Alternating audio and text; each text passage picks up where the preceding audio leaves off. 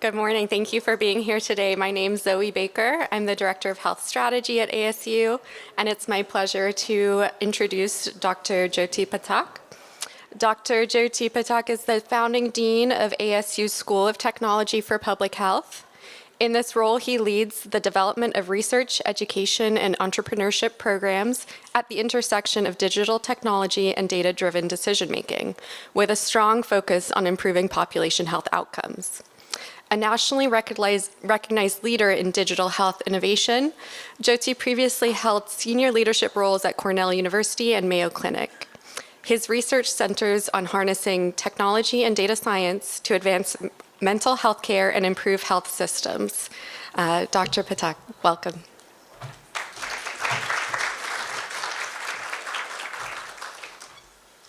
Good morning, everyone. Thank you for the kind introduction, Zoe, and thanks everybody for joining us. It's my real honor to be part of this esteemed group. Not just crazy people live here. Looks like a lot of fantastic people live here. So thanks again for the opportunity. I am relatively new to ASU, been in Phoenix, been there for just about a little under 3 months, so getting used to 100 degrees at midnight. And prior to that, I was in New York for over a decade. So ASU is, of course, a fascinating place. We are driven extensively by our charter, focusing around not by whom we exclude, but whom we include and help them succeed. That leads towards thriving communities. So as I learned more about ASU California here, and this is again my very first visit, just came here last night, we want to see opportunities for collaborations. We want to see opportunities for partnerships. We have a robust, broadly across the campus, robust focus around engineering, technology, and what I'll share with you today is our increasing focus in health. And so I'm here to learn from you as part of these conversations and see how we could work together through the campus here, but extensively with our colleagues back in Arizona as well. So this is preaching to the choir here, but just to kind of set the stage, you have probably all seen similar numbers in terms of where the country is heading as far as healthcare is concerned. Significant number of individuals in the 18 to 29 years age bracket won't have primary care physicians.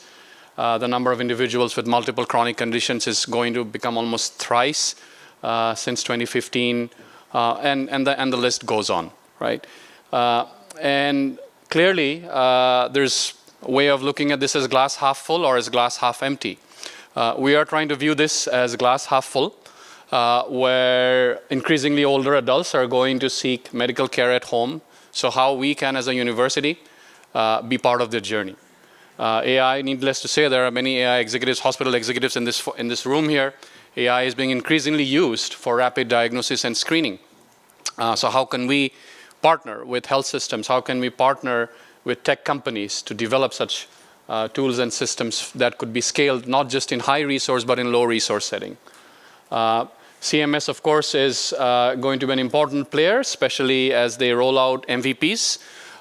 So how we could focus as a university in working both at the federal level, but also at the state and local level in facilitating policy decision making.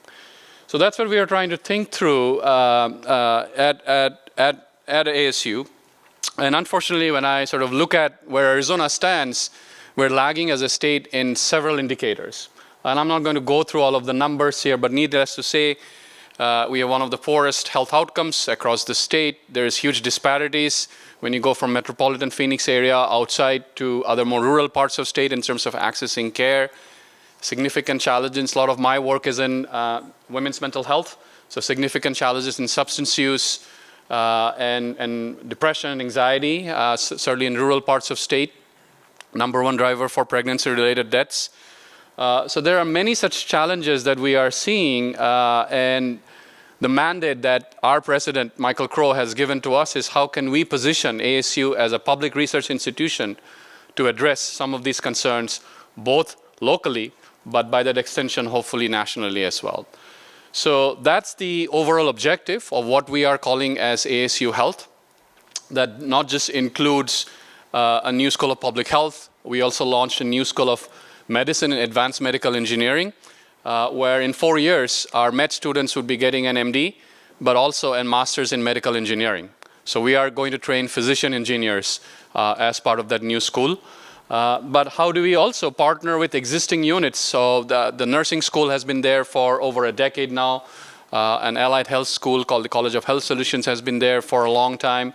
So how we are trying to fly in formation as we create this broader umbrella organization across the university that will have its footprint, of course, in Phoenix, but in hopefully in LA in the coming years. So what I wanted to share with you today is a very brief overview of how we are structuring our school, the School of Technology for Public Health. Again, public health is all about prevention, as we all know. How do we prevent something? How do we prevent diseases? How do we facilitate behavior change? It's the invisible shield that's always working for us. But as a result, because it's not on your face, public health remains underfunded and goes through a boom and bust cycle all the time. And right now it's fair to say that there is an attack on public health, both at the federal level and by some extension at local levels as well.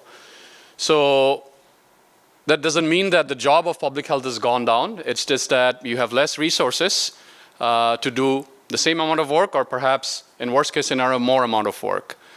So as a result, a lot of public health systems across the country remain chronically underfunded. The workforce is underprepared. There's lack of innovation.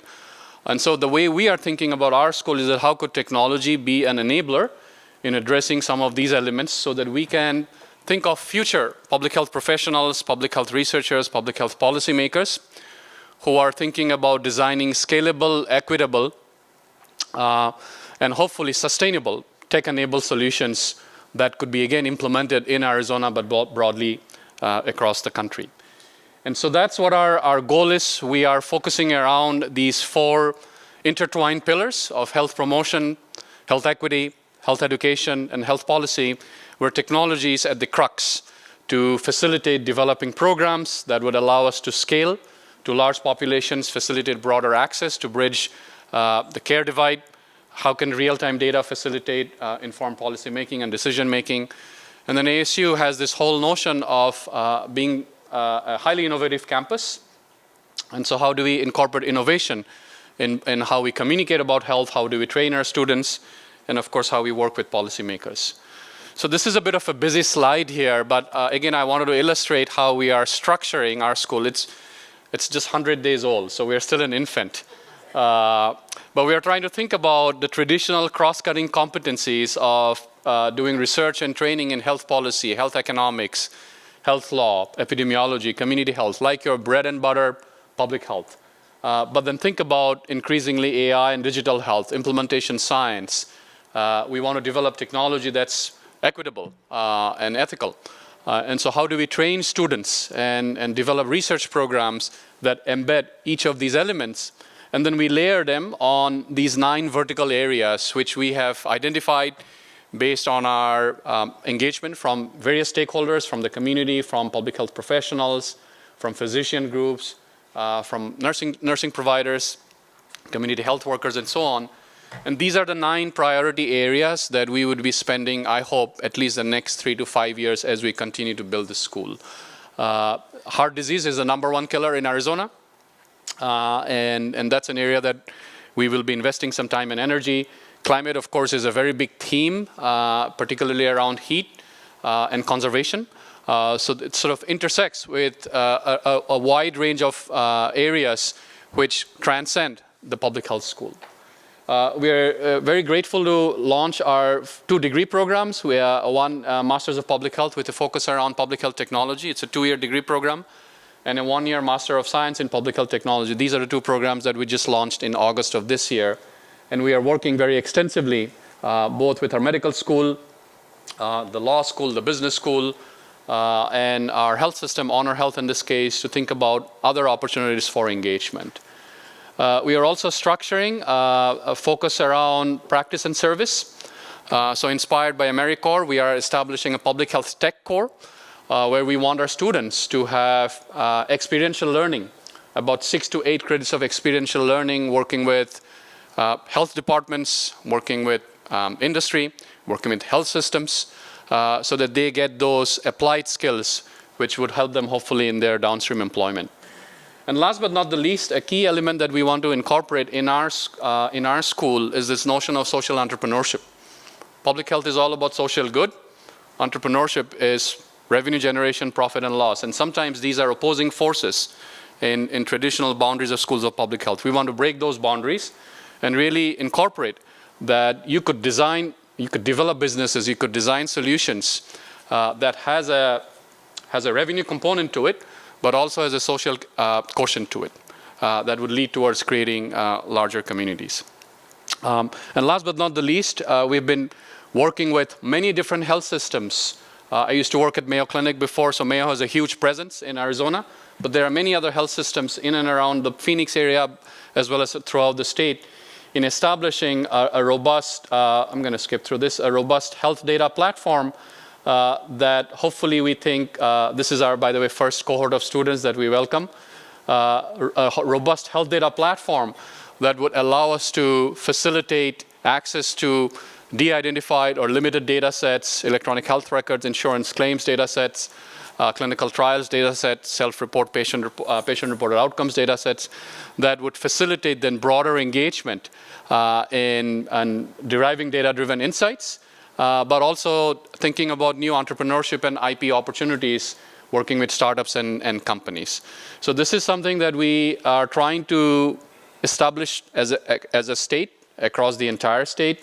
I come from New York. We had something similar back in New York City, where about 7 different health systems were sharing data, de-identified data, to establish this larger network with 15 million plus patients.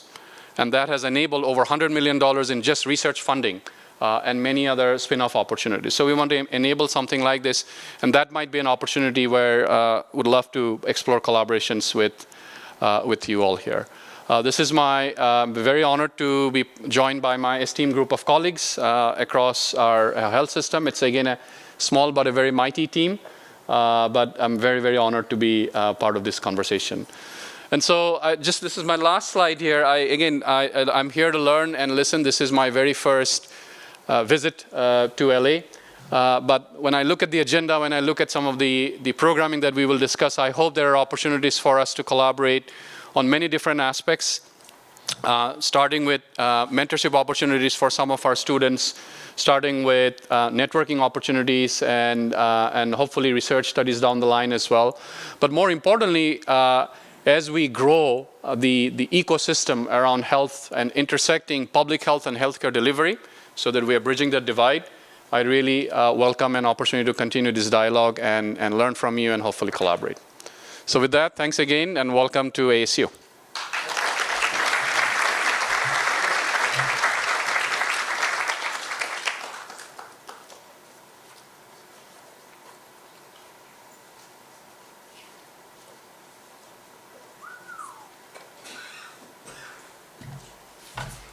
Thank you, Dr. Pathak. Well, good morning, everyone. How are you doing? Good morning. Oops. It's an auspicious start. I want to thank everyone for being here this morning. My name is George Green, and I'm the president and CEO of the Hospital Association of Southern California.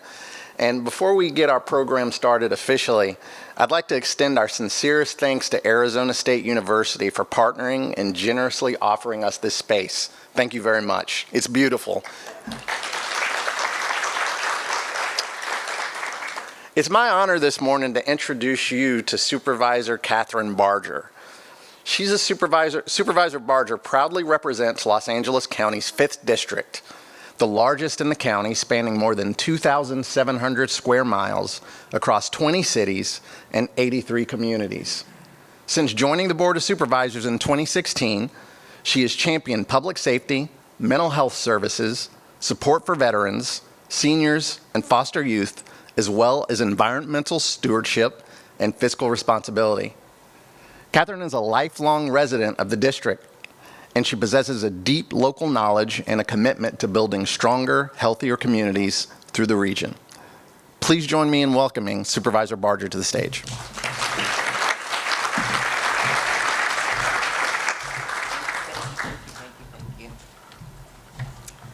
Good morning.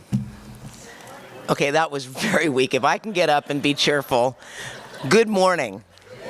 There you go. It is really an honor to be here, and I agree. I remember growing up, this was a Herald Examiner building. Do any of you remember another newspaper in town that actually balanced out the news, the Herald Examiner?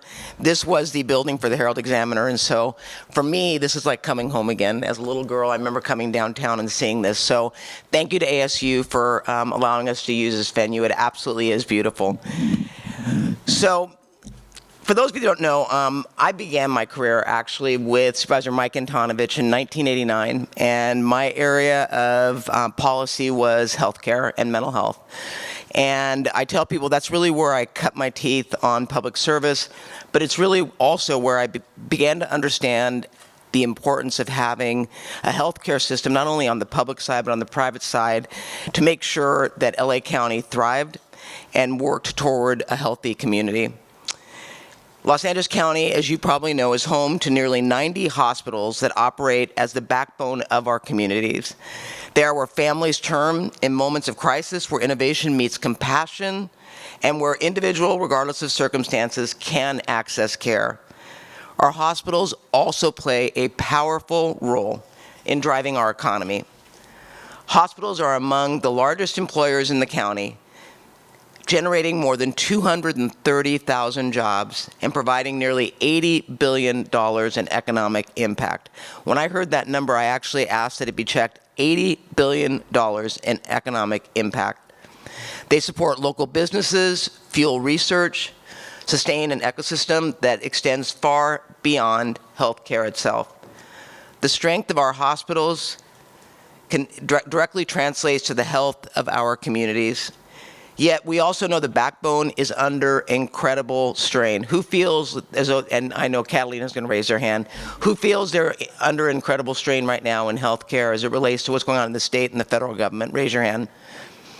I can speak for the county as well. And today we must focus on what lies ahead, the impacts of H.R. 1, the federal proposals that could fundamentally alter hospital and Medicaid financing and reshape the financial landscape of hospitals across our county. For Los Angeles County, Medicaid is a lifeline. Nearly 1/3 of our residents rely on Medi-Cal for coverage. Our safety net hospitals in particular depend upon Medicaid reimbursement to keep their doors open, their staff employed, and more importantly, their communities cared for. H.R. 1 proposes significant changes that could reduce federal funding for Medicaid by hundreds of billions over the next decade. These reductions would shift costs to states, counties, and to the local health systems. But the reality is neither the state of California nor Los Angeles County can simply absorb these cuts without consequences. For hospitals, this will mean lower reimbursement rates that don't cover the actual cost of care, which I'm sure some would argue right now is currently in play. Greater uncompensated care burdens as more patients lose coverage or delay care until emergencies arise. Financial instability that could threaten essential services like trauma care, neonatal intensive care, and behavioral health care treatment. And most critically, the risk of closures, especially among safety net and rural hospitals already on the margins. And that one keeps me up at night. These cuts are not just numbers on a spreadsheet. They have an impact on people's lives. If reimbursement rates decline, hospitals will face impossible choices, scaling back programs, reducing their workforce, or limiting access to services. This means longer waits in the emergency room, reduced mental health capacity, fewer maternal health programs, and less ability to invest in community prevention. And we know who will be hit the hardest. Families living paycheck to paycheck who rely on Medi-Cal for their children's care, seniors in need of long-term care, and people struggling with homelessness, behavioral health, and substance abuse disorders who already depend on a fragile safety net. To me, these are not optional services. They are the foundation of public health and of our community's well-being. Despite these financial headwinds, what stands out most is the resilience of our hospital's ecosystem. Even as you prepare to confront declining reimbursements, workforce shortages, growing behavioral health needs, and rising costs, the hospitals here in Los Angeles County continue to serve, innovate, and adapt, and for that, I am grateful. We've seen hospitals invest in new models of care, expanding telehealth, partnering with community-based organizations, and rethinking the discharge planning to better support patients after they leave the hospital to make sure that they don't come back in. We've seen collaborations between hospitals, county agencies, and health plans to improve behavioral health integration and respond to crises like COVID-19 as it hit our communities. That resilience has always been inspiring to me, but trust me, resilience alone cannot make up for the chronic underfunding. Hospitals cannot do this work if the financial rug is pulled out from under them. I will do everything in my power to make sure the county continues to remain a partner with you, not an obstacle. At this moment in time, I know Los Angeles County is engaging directly with hospital leaders to assess potential revenue loss under H.R. 1 and to identify strategies to stabilize hospital finances. This includes exploring funding mechanisms, advocating for supplemental payments, and aligning county health dollars to shore up safety net providers. Additionally, with behavioral health needs arising, the county has accelerated efforts to expand our crisis response, psychiatric urgent care, and partnerships with emergency departments, reducing the pressure on hospitals while ensuring patients get care in the right setting. I also want to acknowledge the county's workforce investments. I recognize that staffing shortages compound financial strain, and the county has partnered with educational institutions and workforce boards to expand training, pipelines for nurses, technicians, and behavioral health professions, all areas that I know we are all competing for the same people. By strengthening the workforce, we've strengthened hospitals' ability to adapt. To prepare for these anticipated changes, the county has been investing a lot toward our data and our forecasting. The Department of Health Services and the Department of Public Health are working with hospitals to model potential impacts of federal policy changes. This will help us all anticipate the most acute pressures and where they may fall, and where the county's support can be most effective. Finally, Los Angeles County and our team is coordinating with the state of California to push for protective measures such as preserving Medi-Cal reimbursement rates, seeking federal waivers, and maximizing flexibility on how our local systems respond. As a county supervisor, I am committed to standing with you, to advocate for sustainable financing, to defend the progress we've made to expand services, and to ensure that our hospitals remain strong enough to deliver the care that all of our residents deserve. I want to thank the Hospital Association of Southern California for convening this event and for being such an incredible partner. Now, more than ever, we have to work together. And as I go back to DC, one of the takeaways I got was that they want to have efficiency. And I went and talked to Dr. Galley, and I said, that's our Director of Health Services, and I said, are there things that you would change at a federal level that would create a more efficient and effective delivery of care? And she said, absolutely. And I said, give them to me, give them to the board, and let us go back and advocate for those changes rather than have them dictate to us things that are going to have a negative impact. Because I think we can all agree that we need to change a system that is definitely not focusing on the well-being of patients and is fiscally not sustainable. And I'll leave you with this. When I was health deputy under Mike Antonovich, I helped negotiate the 1115 waiver, and that was a waiver directly between the county and the federal government. We bypassed the state. Yolanda probably remembers that we bypassed the state. And the whole premise was it's cheaper to treat chronic illness in a healthcare setting than it is in the emergency room. That seems like a no-brainer. But yet the federal government would say, we're going to reimburse you only for emergency care, not for outpatient services. So we had to make it revenue neutral, And we did, and now it's no longer revenue neutral because people are coming into our system and getting a lot of outpatient, but now are ending up back in our ER.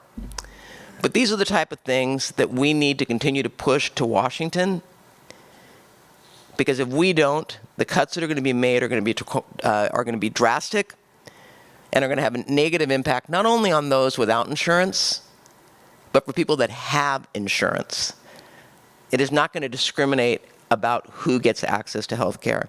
So I look forward to working with you as we tackle this not insurmountable effort. And I look forward to working with my hospitals, especially in the 5th District.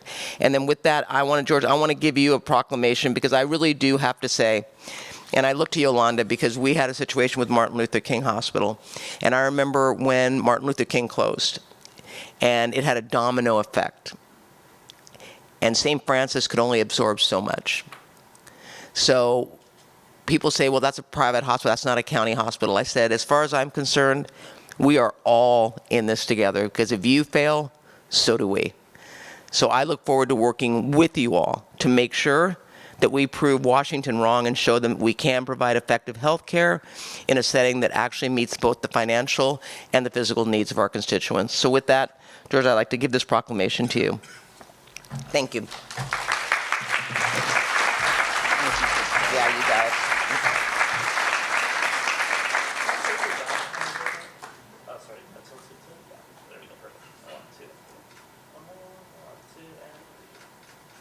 Thank you. Thank you. That's, okay. Have a great day, y'all. Thank you, Supervisor.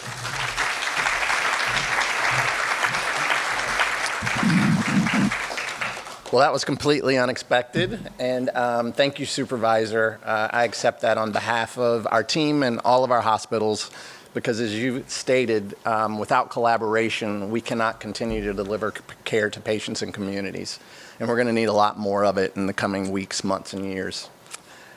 So with that, I would also like to say to this crowd, the supervisor just flipped the script on me a little bit, and I'm going to go off script because I'd like to share with you all, we have an event later in October that we call the Healthcare Heroes event, and it is one of our most special events in any given year where we honor those who are working on the front lines of healthcare.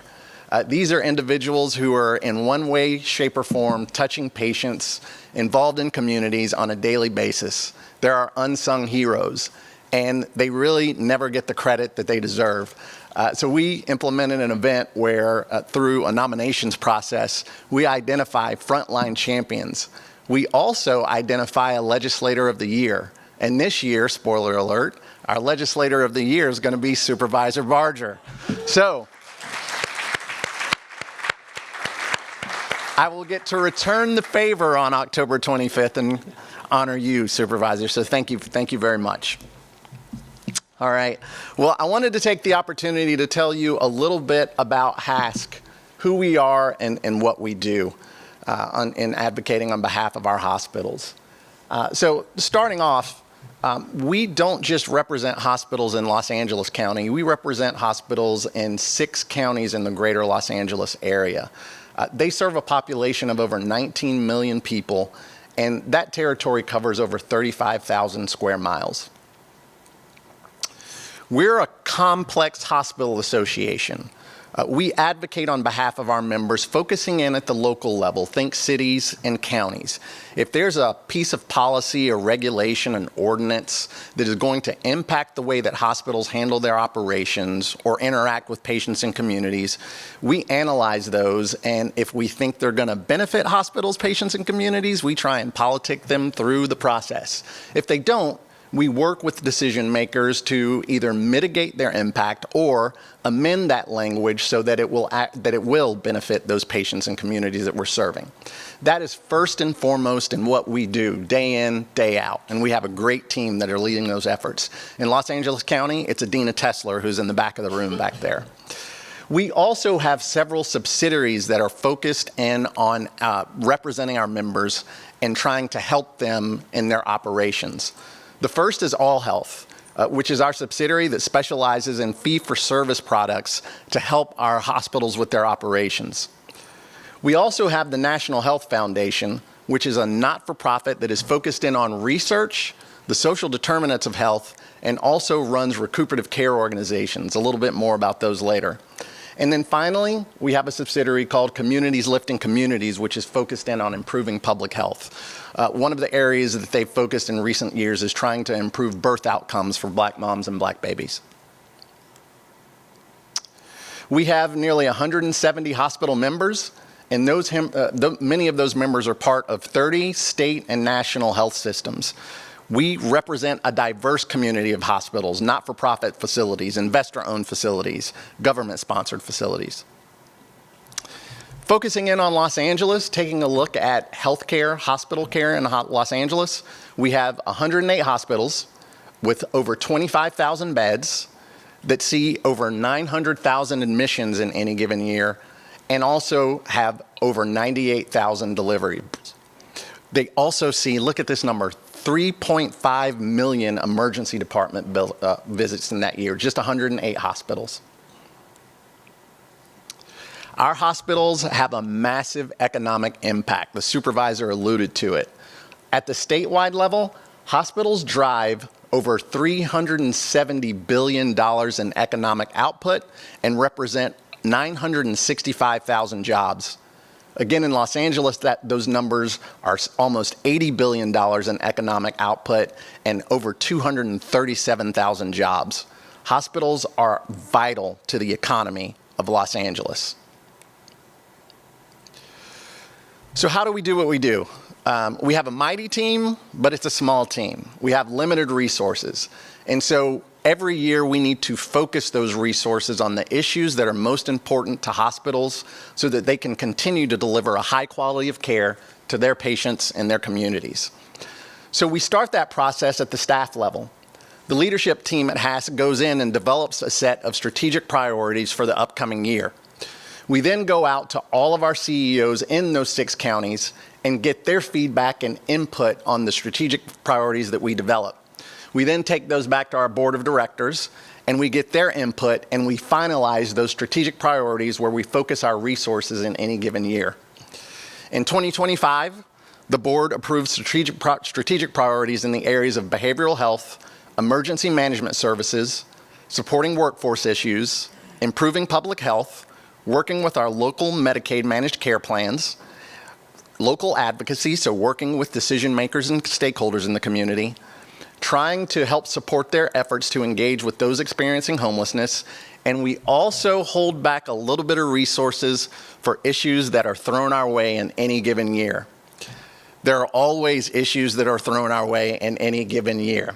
And so we always have to be cognizant that as we focus in on what our board wants us to work on, we always have to keep our eyes and keep our ears abreast for issues that are popping up at the cities and the counties. Some examples of the work that's being led to support our strategic priorities this year with regard to emergency management services, ReadyNet, which is our disaster communications platform, launched the SAFER program, which is a missing person search engine for those who may wander and cannot self-evacuate during disasters. In supporting workforce issues, there were 308 individuals from 124 unique hospitals who attended our programs in order to get skilled up. With regard to public health, we've been working with the Los Angeles Department of Public Health, and we're collaborating to review infectious disease screening and recommendations, and we're developing education for health facilities to support the discharge and appropriate patient placement. With regard to working with our local Medi-Cal managed care plans, here in Los Angeles County, we've been working with LA Care, and I know LA Care is in the house this morning. We appreciate the partnership. And we've been working with LA Care and the Department of Public Health to develop a presumptive eligibility tool that streamlines patient enrollment and ensures timely access to coverage. Finally, with regard to local advocacy, and again, I alluded to Adina Tesler, who's our regional vice president in Los Angeles.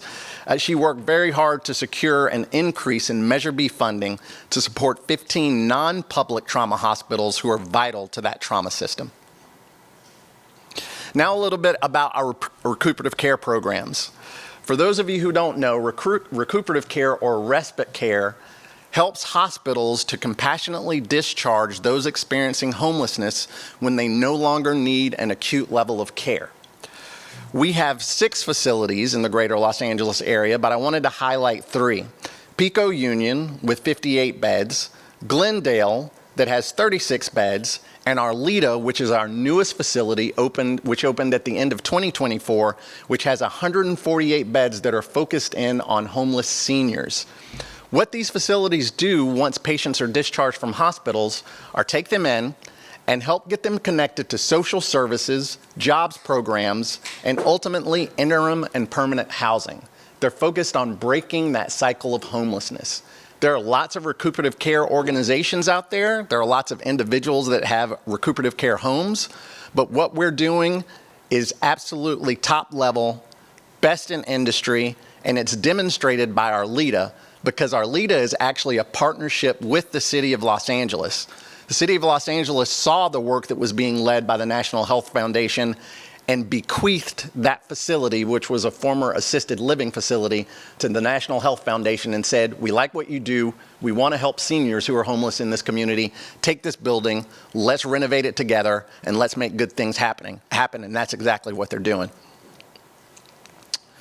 Finally, I want to talk a little bit about our engagement on behavioral health. So in any given year, with regard to those strategic priorities that I mentioned, behavioral health is always in the top 3, and there's a reason. I won't go through all of this data, but to highlight why it's always in the top 3, there are 1 in 20 adults living with a serious mental health illness. 30% of youth, 12 to 24 years of age, experience serious psychological distress. And veterans have a higher rate of suicide and experience higher rates of mental illness or substance abuse disorder. Also, most homeless Californians, 82% in fact, experienced a serious mental health condition, and more than a quarter, 27%, had been hospitalized for a mental health condition. And finally, in 2020, there were over 10,000 veterans experiencing homelessness. Because of all of those issues, the HASC Board of Directors directed leadership earlier this year to go out and identify a third-party organization and conduct an assessment of behavioral health issues across the HASC region. What did that look like? Working with those consultants, we went out and determined what were the catalog of existing services and programs to support those who have behavioral health issues and those organizations that are engaged with that patient population. We interviewed key stakeholders and organizations that are engaged in the behavioral health space. We also dug into data to take a look at, based on that data and outcomes, which services and programs are working, which are not, and where do we have opportunities to improve the system. Ultimately, we came up with a set of recommendations, short-term and long-term, that have now been approved by the HASC Board of Directors. I won't go through all of them, but to name a few, these are our short-term priorities, mind you. Prioritize mechanisms for reducing emergency department burden and address the demand for behavioral health services due to socioeconomic drivers, population growth, and ever-changing healthcare policies.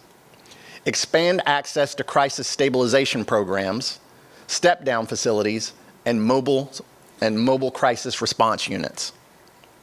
Finally, I'll mention further evaluating reimbursement, which is key, for services to ensure it matches the cost of providing the services for youth, adults, and seniors. Stay tuned. This is a report.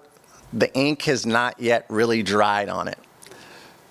In the coming weeks and months, we are going to be sharing the results of this report and our recommendations to decision makers and stakeholders in each of the 6 counties that HASC represents. We're going to be looking for partners. We're going to be looking for collaborators. The fact is, we're going to be looking for champions who will help us advocate for the implementation of these recommendations so that we can work collaboratively to better improve behavioral health in the HASC region. I'm hoping that some of you in this room will sign up to be a part of that process. So with that, I think we've got a little bit of time, and I'm happy to take a couple of questions before we move the program on. I know it's a lot of information. Yes, sir. What do you do in the vet space? Because I recognize a veteran does not have to go to the VA for medical services. If they need them, they go straight to the ER, and the county or the hospital receives the full rate of Medicare rather than Medicaid. We work very closely with the Greater Veterans Administration of Los Angeles, and we try and coordinate care. We specifically have been working with them in the homelessness space because there's so many veterans who are experiencing homelessness. But we have a close relationship with the Greater VA of Los Angeles. Other questions?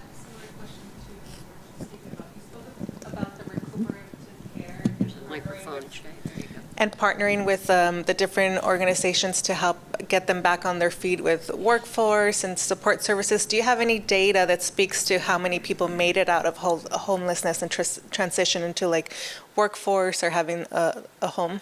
We do, but I do not have it at the tip of my fingers today. And if you provide your contact information to any of our team members, either I or our CEO of National Health Foundation, Felita Jones, can get back to you with that information, but we do have that data. Thank you. Great question. Any other questions? Yes, over here.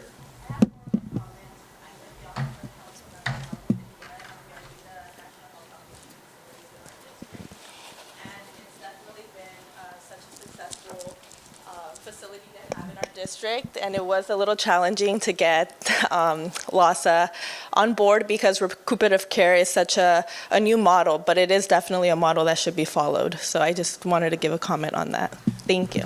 Well, thank you, and I want to give a shout out and thanks to the supervisor and your office. Thank you. Because without that assistance, our LEADA would not have become a reality. You're right, recuperative care, respite care, for some is a foreign concept, and we're still doing a lot of education about it, but it does serve an important role. And so again, thank you for your assistance. Thank you. I'll pass that along to the team. All right, I think I have time for one more. We will move the agenda. All right, well, thank you, and thank you. Having said that, I do want to speak to the gentleman's question about efficiency a little bit further. As Carmela alluded to it, here in the state of California, labor has a stranglehold on Sacramento. They simply have a stranglehold on Sacramento. We did an assessment here in the HASC region earlier this year, and we figured out that 23% of the current state electorate came from local positions within the HASC region. We sit down and we speak to city council members and members of the county boards of supervisors all the time. Specifically in speaking with members of the city council about the business of healthcare, about hospital operations, that sometimes takes 6, 7, 8, 9, 10 conversations. Can't tell you how many times we've sat down with a city council member who says, stop, please stop for a moment. Could you tell me that one more time? And I'm not trying to be thick, but you gotta know, my day job is running a sandwich shop. These individuals end up in state offices. They end up in federal offices. So in trying to create efficiencies, Carmela said it, we've got to start thinking about a long game. So I would encourage everyone in this room, get to know your local legislators. Talk to them about healthcare, because a lot of them have no idea about the business of healthcare. If we can begin to identify champions early on in their political career, before labor has a stranglehold on them, before other interest groups have a stranglehold on them, by the time they get into Sacramento or Washington, D.C., maybe we'll have a fighting chance of changing some of these regulations, changing some of these policies. But we got to think about the long game at this point. We're simply there. So moving our program, I would like to invite Shannon Sedgwick and Paul Young to the stage. Are you guys coming to the stage? As they make their way, I'll introduce them. Shannon serves as Senior Director of the Institute for Applied Economics at the Los Angeles County Economic Development Corporation. She has over 16 years of experience and leads economic research, consulting efforts, providing critical insights on workforce development, industry trends, and regional economic impacts. Welcome. I also want to introduce Paul Young. Paul is HASC's Senior Vice President of Advocacy and Public Policy. I keep telling him he's now our Chief of Advocacy and Public Policy at the Hospital Association of Southern California. In his role, he leads efforts to represent and serve hospitals and related organizations, working collaboratively with our members and key stakeholders to improve health and health outcomes. Thank you for joining us, Paul. I'll turn things over.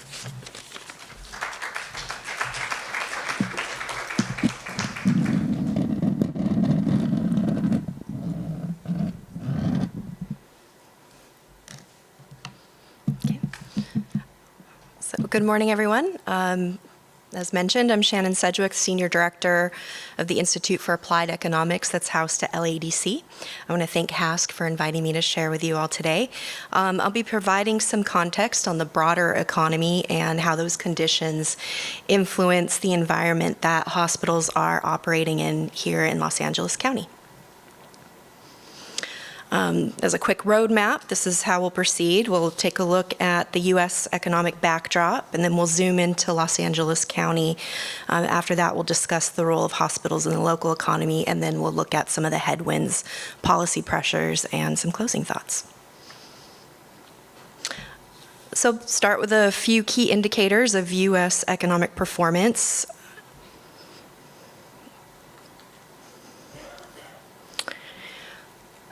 So earlier this year, we were focused on how economic growth turned negative in Q1 of 2025. And so this contraction, which was initially estimated at a negative 0.3%, came in anticipation of large-scale tariffs being imposed on major and minor trading partners, as well as select commodities. So while Q1 2025 contraction was later revised downward to negative 0.5%, it did not persist into the second quarter of 2025. Instead, the U.S. economy demonstrated remarkable resilience, with real GDP growing at a robust 3% annualized rate. And this growth was consistent with some of the solid growth that we had seen since the end of 2023. Key drivers were consumer spending, investment in technology, and resilience of the service sector, but underlying vulnerabilities do remain. Turning to the labor market, this chart shows both U3 unemployment rate, which is the official headline measure, and the U6 rate, which includes discouraged workers and part-time workers who would prefer full-time employment. In July 2025, U3 stood at 4.2%. The U6 rate was higher at 7.9%, and that's up slightly from 7.7% the prior month. So both measures have been relatively steady, but they indicate that while the job market remains relatively healthy, there is some slack when you consider underemployment.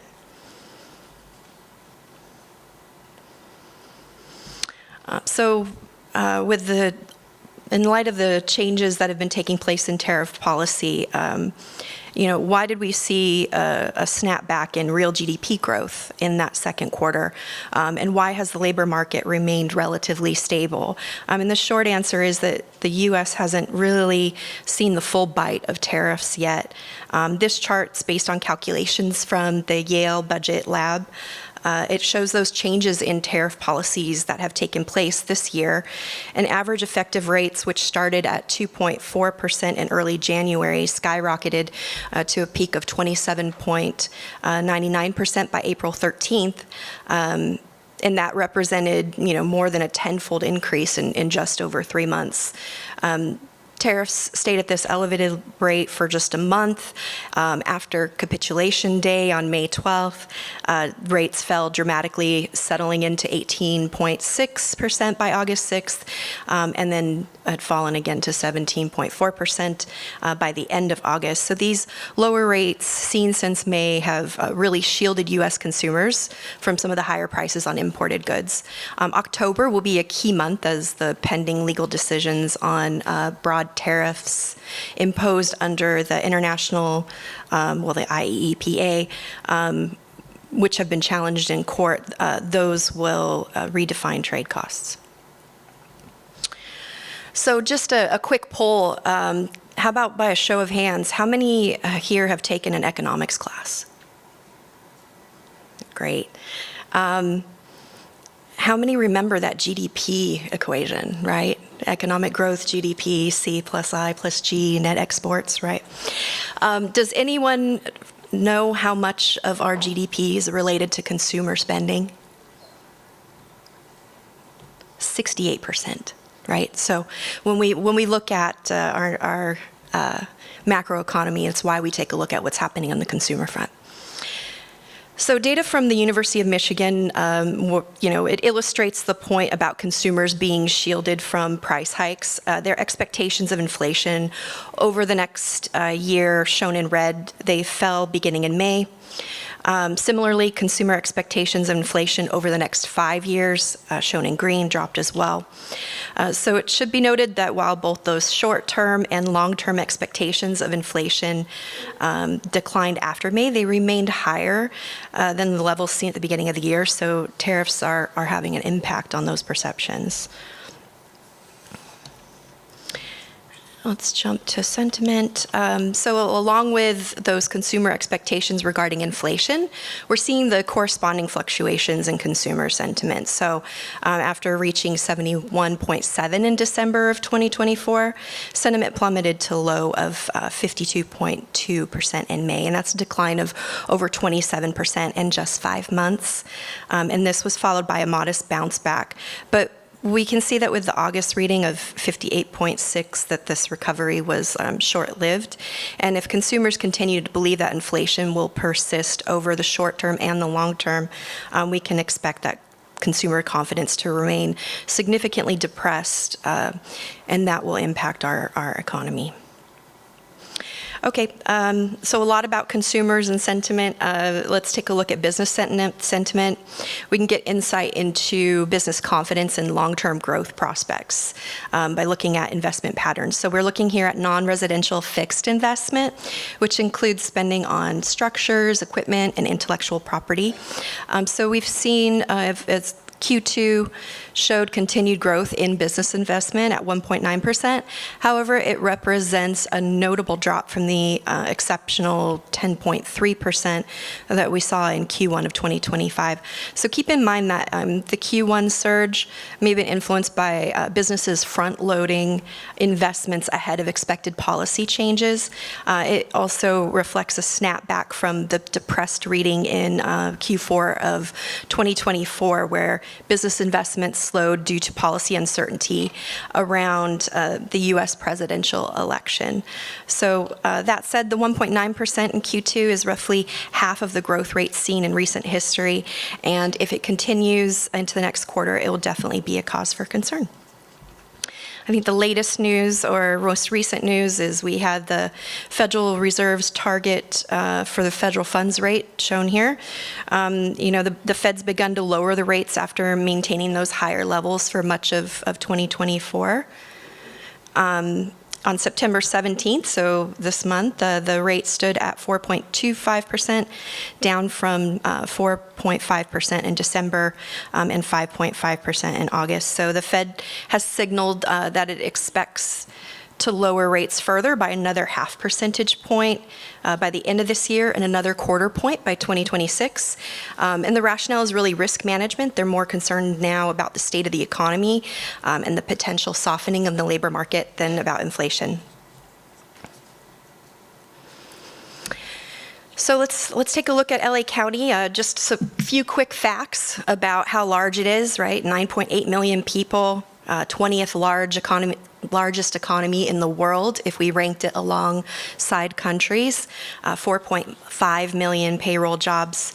And there's over 1.3 million small businesses here, with the highest proportion of women and BIPOC-owned small businesses among all U.S. counties. So it's a diverse, dynamic economy, but also one with vulnerabilities, one that's vulnerable.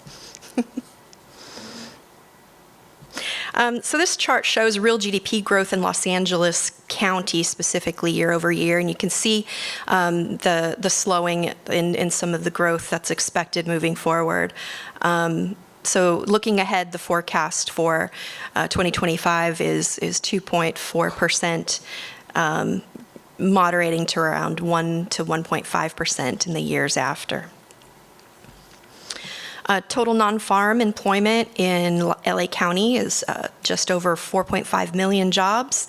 So we're still year over year up by over 33,000 jobs compared to last year. So locally, and most importantly, overall employment does remain above our pre-pandemic peak. So locally, the labor market is relatively tight. But employment is beginning to inch upwards. So this shows the trends since 2006. And in July, our LA County employment rate rose to 6.4%, and that's up from 5.9% in June. So that's the highest rate we've seen so far this year. There is some seasonal employment patterns that are affecting that. So remember, slower GDP growth, the increasing unemployment, that's what's influenced the Federal Reserve's recent decision to cut rates. And they're really wanting to avoid risking a recession even as inflation remains above their target. So this chart shows the distribution of payroll employment by industry in Los Angeles County, and this is as of 2024 for last year. Although altogether we had 4.59 million non-farm jobs. So the largest sector is healthcare and social assistance, with over 822,000 payroll jobs, and it's making up about 18% of all payroll employment in Los Angeles County. I'd like to point out, I have a list of the top employer industries on the left of the chart. I'd like to point out that all of these sectors are vulnerable right now to related changes in federal policy shifts, so tariffs, spending cuts, H.R. 1, changes in global perceptions of the U.S., which influences international tourism, and budget deficits. So the state's grappling with a projected, 11 to 12 billion deficit. And then Los Angeles County and the city of LA are dealing with sizable deficits as well. This shows where jobs were gained and lost between 2000, actually, that label's wrong. It's 2005 and 2004. So we're looking at a year-over-year comparison of the most recent jobs data that was released. So healthcare and social assistance led the way, so it added about 40,800 jobs. We saw government adding 8,900 jobs, private educational services adding 8,200 jobs, leisure and hospitality adding 3,300 jobs. But several industries lost jobs, so trade, transportation, and utilities declined, with weakness in both the wholesale and retail trade segments. Manufacturing has continued its long-term decline. Information, which is where film lies, fell by 3,300 jobs, and then financial activities and construction.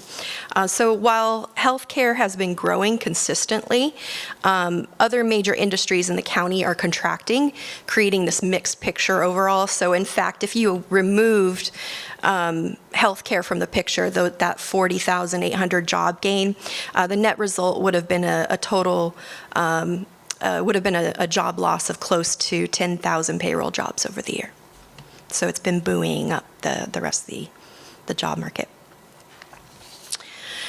So a little bit about hospitals specifically. First of all, we've got one of the largest healthcare systems, 2 million patients visiting emergency departments, inpatient admissions across all hospitals exceeding 500,000. So it's not only, hospitals aren't only central to health outcomes, they're really a critical part of the county's economic and social infrastructure.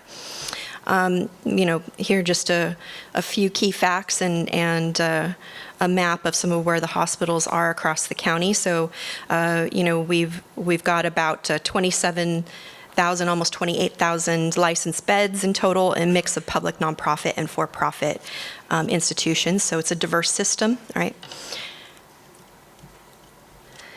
And hospitals make a measurable impact on our LA County economy. So in 2023, it accounted for over 121,000 jobs, which is about 1.8% of all employment in the county. And they contributed 17.8 billion in value added, or GDP, and that's equal to 1.9% of the county's economy. And in terms of total output, which is the total value of an industry, hospitals produced about 28.8 billion. That's also 1.9% of the county total. So it's important to note that these numbers for LA County presented here, they're just those direct impacts. So when you add in those supply chain activity, household spending from hospital employees, that total footprint gets even larger.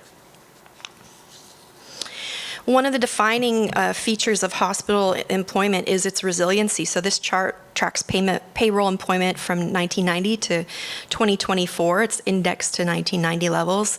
And over that period, hospital employment grew by over 24%, while employment in all other industries grew by just under 9%. So even during downturns like the dot-com bubble, the Great Recession, and the COVID-19 pandemic, hospitals proved to be more stable than most other industries. So as of 2024, there's about 124,800 payroll jobs in hospitals, representing 2.7% of all jobs in LA County. So diverse opportunities exist. Hospitals provide jobs across a full spectrum of skills across all education levels, entry-level opportunities, middle-skill roles. They provide higher than average wages, and we've got college and training programs that provide a pipeline across the county, which is what that map is there. So if we look at the workforce, we see that it's a diverse, so about 24% of workers are 55 years or older. So this means a quarter of the workforce is approaching retirement, and that signals potential challenges for succession planning and recruitment. The workforce is also diverse. About 40% of hospital workers are Latinx. And when we look at wages by educational attainment, hospitals consistently pay more than other industries, especially for workers with lower levels of educational attainment. And this slide highlights a range of occupations within the hospital industry. So we see the expected roles, registered nurses, physicians, and surgeons, but also technicians, administrative support, food services, janitorial staff, and IT professionals. So the point is that hospitals aren't only about clinical care. They really employ people across a wide variety of functions, providing pathways for workers from many different backgrounds. So some of the challenges, if we're looking again at real GDP growth for Los Angeles, the economy is slowing. Inflation remains above target levels, and we've got growing concerns about a softening labor market. So the forecast shows modest growth, 1.3% in 2025, tapering to 1.1%, and then stabilizing by 2029. So hospitals are operating in an environment of slower growth and tighter economic conditions overall. This slide summarizes the financial pressures hospitals are facing. So costs are rising, both labor and supplies, yet reimbursements are not keeping up with inflation, and that creates a gap between expenses and revenues. Workforce is another pressing issue for hospitals. Increasing wage pressure and turnover risk makes staffing one of the top costs and operational challenges. We're seeing here in Los Angeles County, from a workforce perspective, we have several major systems, including Children's Hospital of Los Angeles, Adventist Health, and Keck Medicine of USC that have already announced layoffs or reductions. So that underscores the strain hospitals are under to balance workforce needs with financial realities. And finally, let's consider demand. So the population is aging. 2020, 14% of Los Angeles County residents were age 65 and older. By 2055, it's projected to reach 30%. So this demographic shift will significantly increase demand for hospital and health services, as it has been doing. And at the same time, we're seeing the increase in demand for behavioral health is rising, and hospitals are serving as those safety nets with emergency departments bearing much of the burden for patients in crisis. So hospitals are facing that dual challenge of rising demand and increasing complexity of care. This takes another look at some of the changes in population. So it shows the distribution of LA County's population by age group. We looked at it in 20-year increments. So for 2024, 2044, and 2064, and we see that several trends stand out. So the share of younger residents, particularly those under age 25, is projected to decline, and the share of older residents, especially 65 and above, is expected to grow significantly.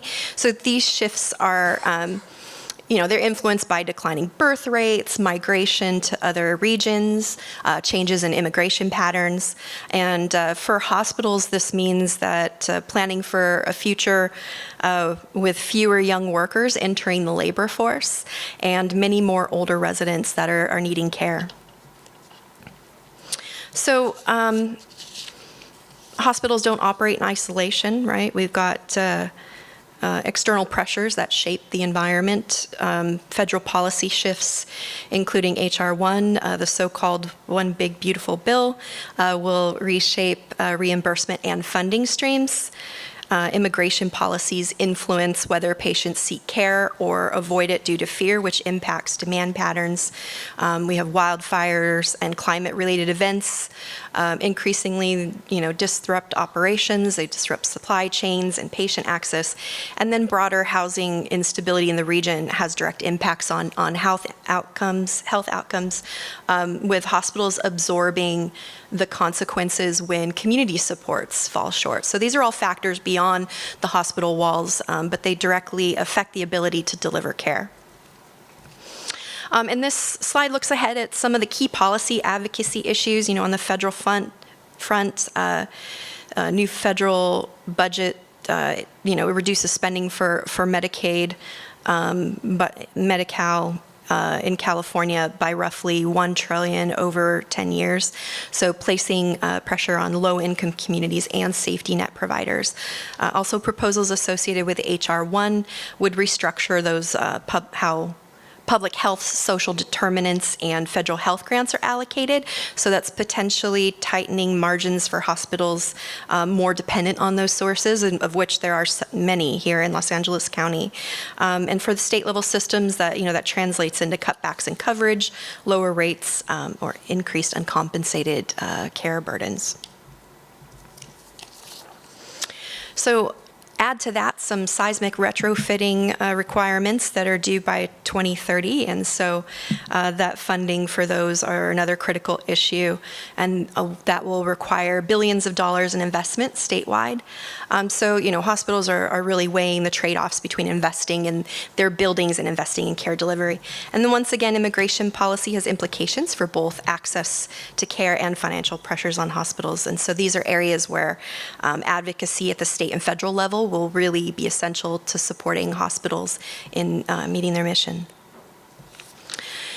So I'm going to bring this to a close, and just the main point I want to leave you with is that hospitals don't stand alone, and neither do communities. So hospitals are anchors of the regional economy, of health and resilience. But the challenges that they face, from financial pressures to workforce shortages to rising demand and policy issues, require shared solutions.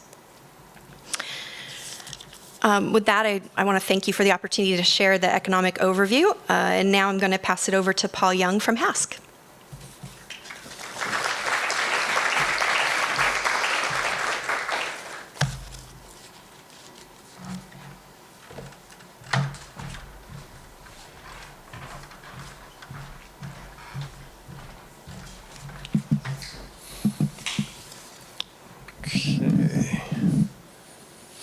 Ohio gozaimasu.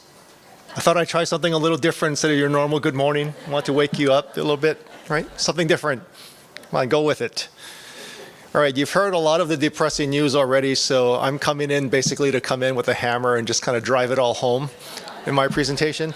A little bit in terms of the roadmap for my presentation here. And really, I was going to start off with, before I really jump in, Carmela had talked about the PVC pipe, and I've been thinking this whole time, well, what is it, for you non-healthcare people, patient movement in the system is like traffic in LA, okay?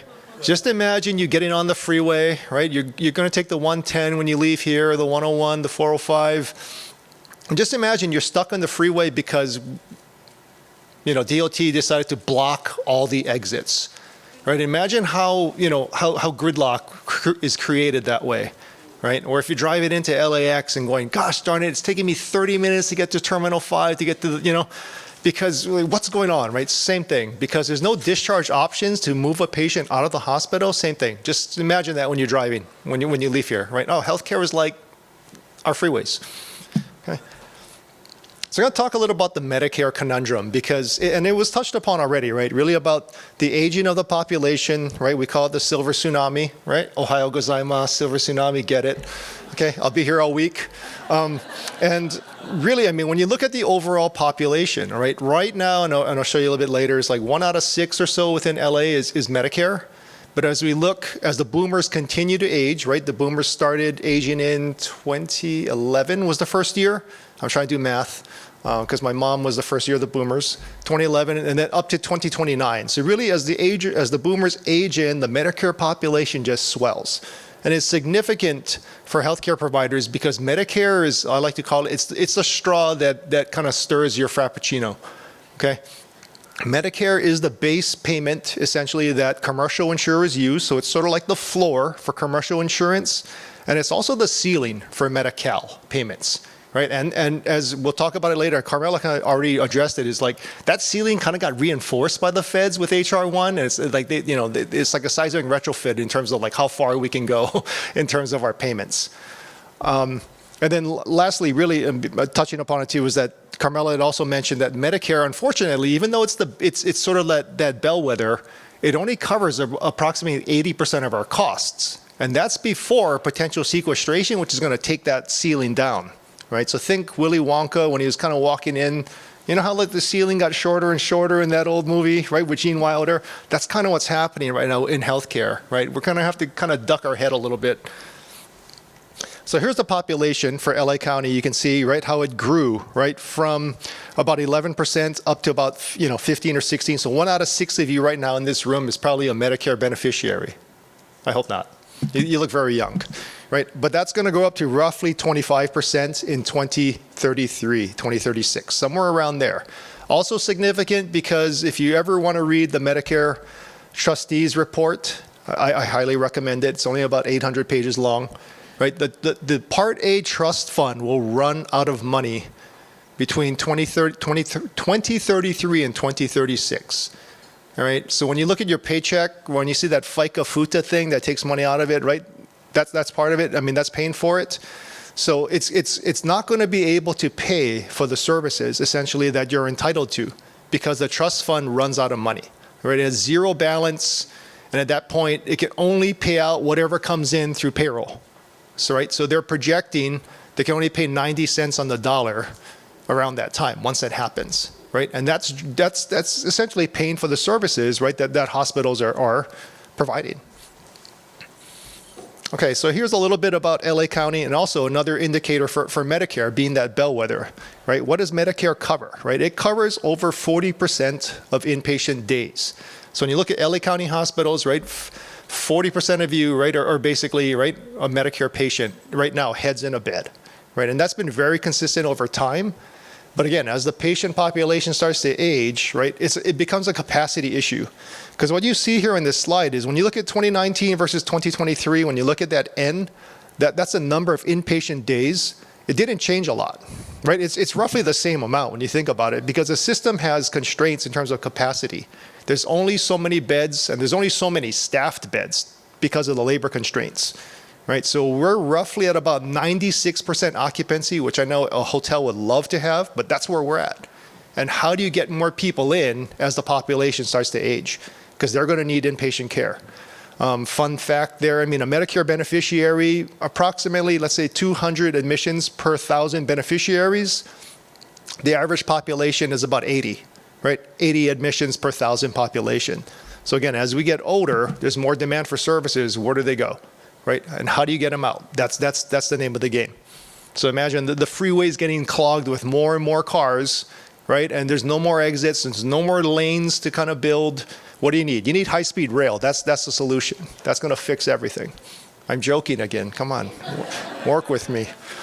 All right, and on the flip side of this, on the beneficiary side, also some significant kind of ramifications. If you look here, and this is not by Paul, this is actually from MedPAC, they're estimating that the average Medicare beneficiary, right, is going to spend $5,000 a year on premiums, right, for Part B, Part D, as well as cost sharing, because Medicare only covers 80% of the cost of services per outpatient, and there's a patient deductible if you're admitted for about $1,700, right?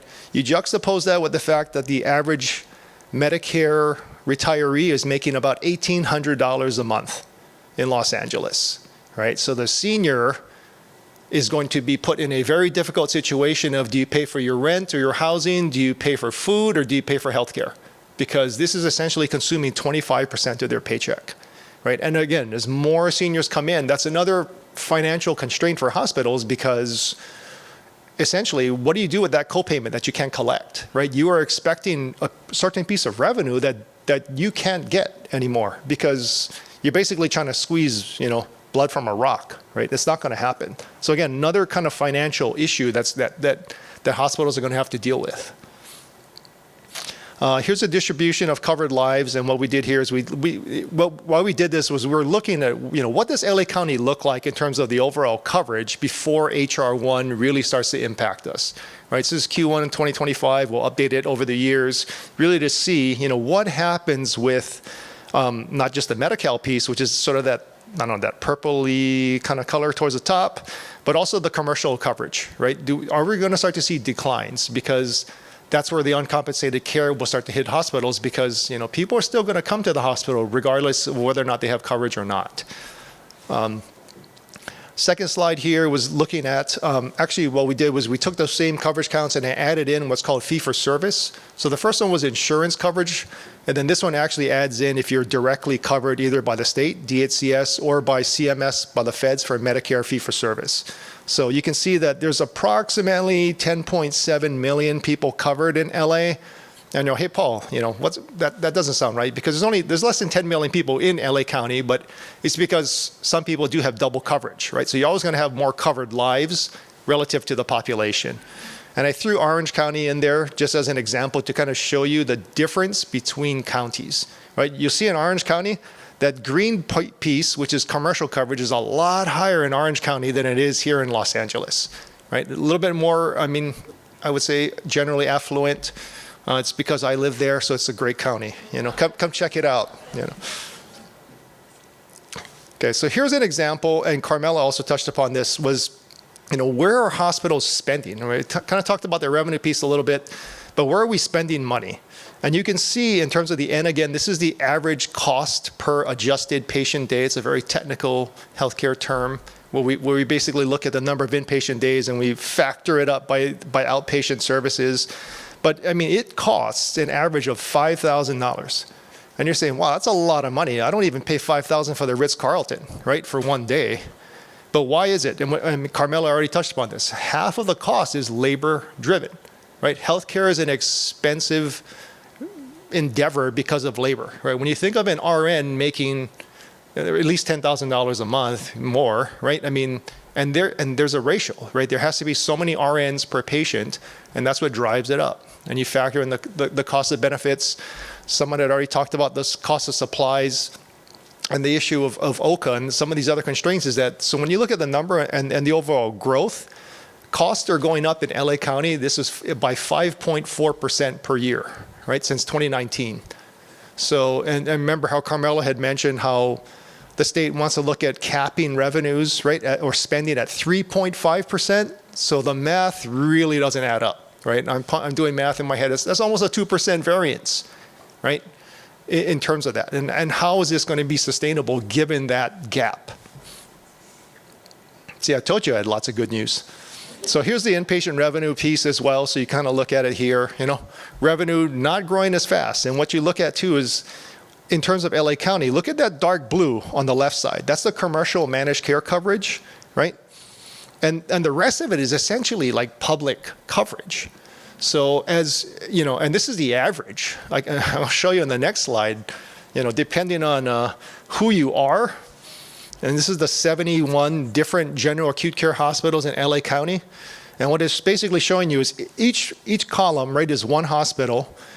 And if you're basically got a lot of that dark blue at the bottom or a lot of orange, that's your payer mix, right? So that's your public payer mix. And that light blue on the top is commercial.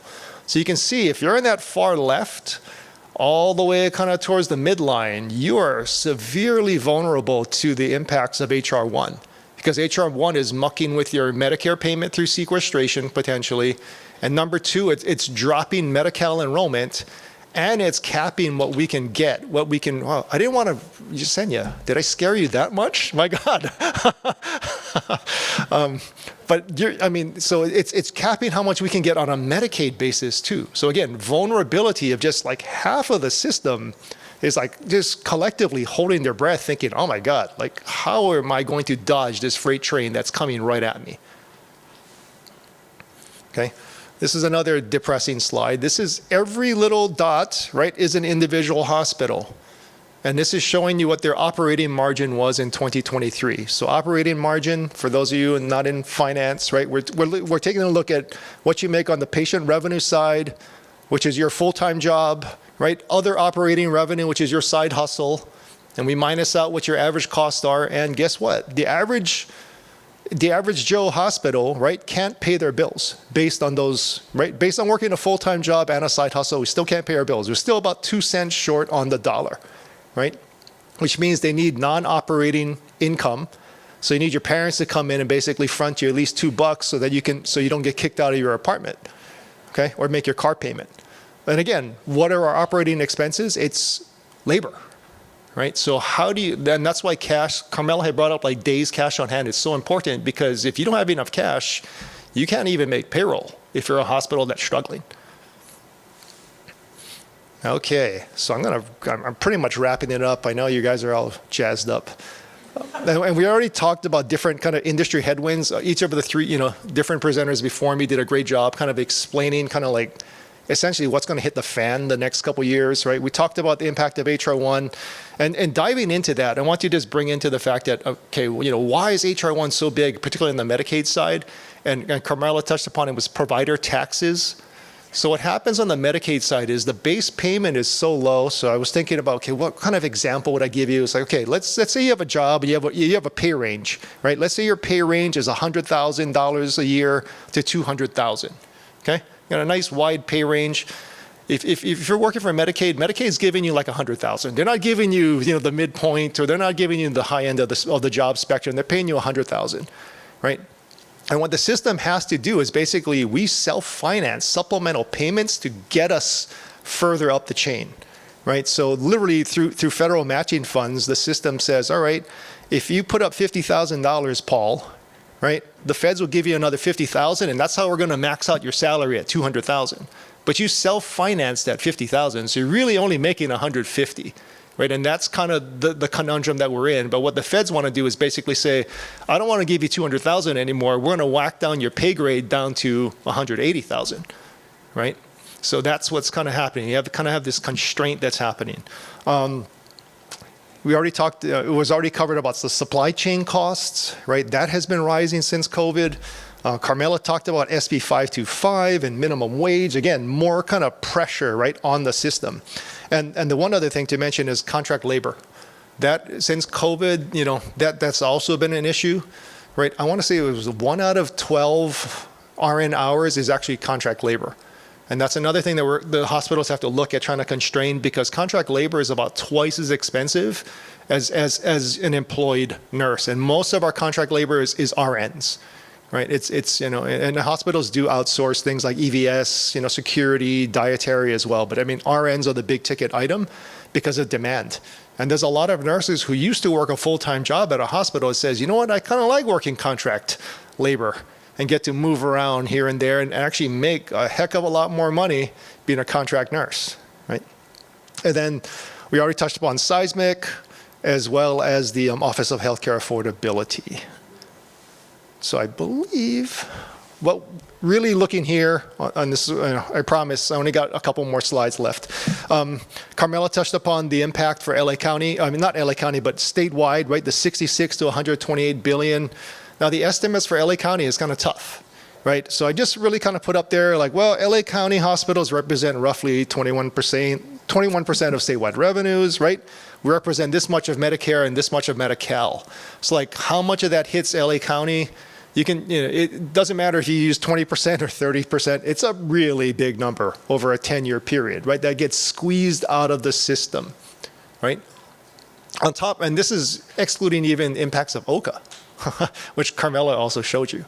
So lots of headwinds. We're basically moving into the hurricane, you know, and like, how do you, and like I was talking to one of the CEOs earlier, it's almost like we're in this stage now where we got to like put the storm windows up and just trying to figure out like, how do we survive this oncoming storm? And then lastly here, what you're looking at too on the bottom is really kind of some of the impacts on the coverage side. Carmela had said about 1.8 million, right, lives in California could be lost, right, due to HR1. So I used roughly 2 million, just a nice round number. And then just kind of applying like who's covered now, right, within LA County. And when you kind of just do that, just, you know, simple math back of the napkin, it's over 500,000 lives, right, that'll be lost on the Medi-Cal side as well as covered California because of the loss of premium tax credits. So that is going to feed back into that 9.5 billion or so in terms of uncompensated care costs that are going to hit us. Okay, and then the slippery slope for hospitals, like knowing these kind of financial constraints, you know, what can happen. If you were reading the news just a couple of days ago, there was actually an announcement. One of the LA County hospitals is going to shutter its labor and delivery unit, right? And that'll happen effective January 12, 2026. So that's one of those like precursors already, right? The hospital wasn't providing enough births to really kind of balance their books, and they're saying, we can't do it, right? In order to save the hospital, I need to start amputating almost like different limbs or different service lines to kind of just maintain what we can. And as that happens, you know, that feeds back into the whole unemployment as well as economic, I would say like health of the communities around a hospital. Because as a hospital closes or loses labor or loses employees, that's less people going out, eating lunches, right? Going to the dry cleaners and whatever else around a particular hospital. If you look at our downtown area now, you know, versus COVID versus pre-COVID, look at the lack of restaurants, right? Same thing can happen as a hospital starts to contract in terms of the surrounding area. And with that, that was my last slide. I believe we're going into a question and answer section. And is this for all presenters or is it just? Okay.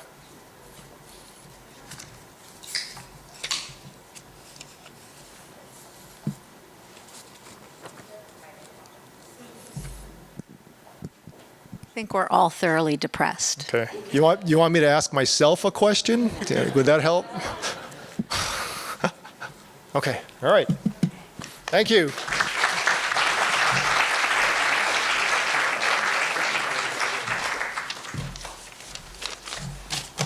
All right. Is everybody thoroughly depressed at this point? Well, I would like to take us to the next phase of our program, and we are going to have a panel discussion if I could have my panelists make their way towards the stage, I'll introduce each of you. We're going to talk about one of the most urgent challenges that we face, and again, one of HASC's top priority issues, and that's the behavioral health crisis. What makes this conversation so valuable is the diverse personalities that we're bringing to the stage. Our guests run the gamut of industries and organizations that are engaged on the issue of behavioral health within Los Angeles County. It's by bringing individuals such as these, organizations such as these together, where we can begin to identify solutions to what is one of the greatest challenges that we face today. So after they get settled,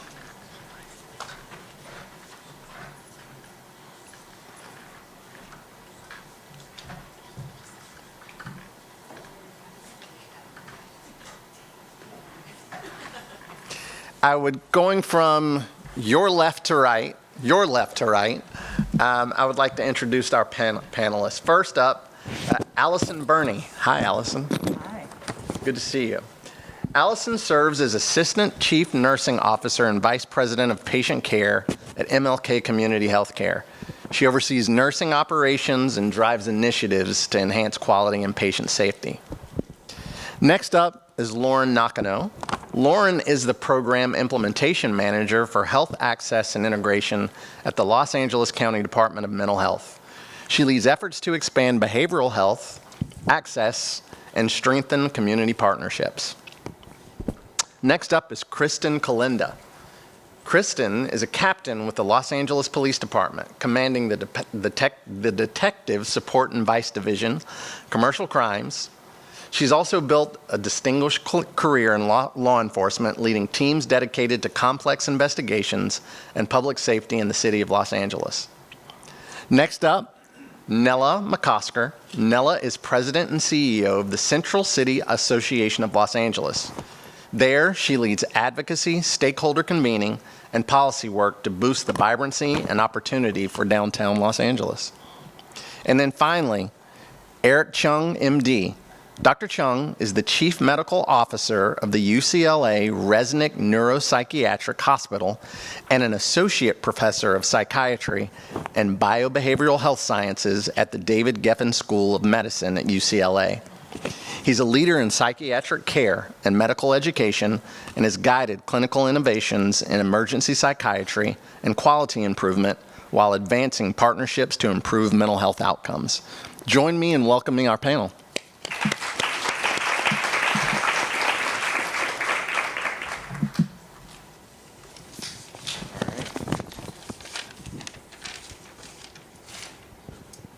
So welcome. I'm excited to hear your responses to today's questions. I'm going to start by asking each of you individually a question, and then if we have time, we're going to go back and ask a question or two more. So I think we have about a half an hour, so let's try and keep our responses to around 2, 3, maybe 4 minutes. All right. The first question is for you, Allison. How has the behavioral health crisis impacted patient load in your emergency department? Well, at MLK, we see approximately 400 behavioral health patients a month in our ER. A side note, Becker's listed us as the 19th busiest ER in the whole entire country, so 124,000 visits last year. So given that volume, we've had to see patients in 2 tents that we erected during COVID. We have had to maintain that through a waiver, which is expiring in December, and that keeps me up at night because if that waiver is not able to be extended, that volume of patients is going to have to squeeze into our emergency room that was built for 25 beds, and we currently see 400 patients a day. So it's a huge impact to the organization. We serve about 1 million residents in that South Los Angeles area, along with St. Francis. So they just keep coming. We are lucky to partner with the BHC building on the campus of MLK, and they have several services that we are able to send our patients from the emergency room to there, and if they need, and partnering with other acute psychiatric facilities throughout the county. So it's overwhelming, and not sure. I think given the information that we had today, the likelihood of that volume of behavioral health patients will continue to go higher and higher. So we are on the brink of opening an empath unit on campus. We're so close.